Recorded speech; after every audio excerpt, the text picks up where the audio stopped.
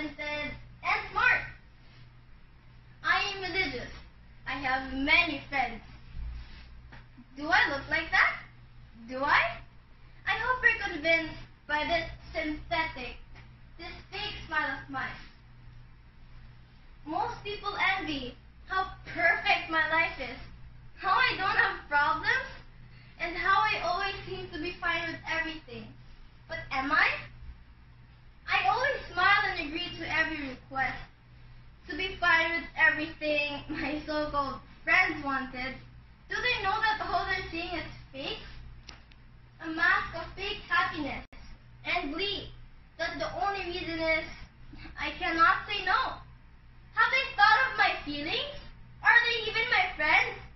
That every time I see them, I have this smile that no one ever fails to disbelieve.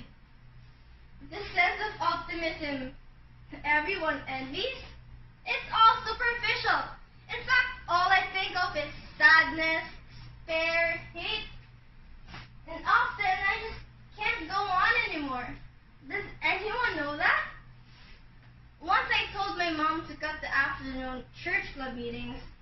Guess what she bladed? No. God will be disappointed in you, she said.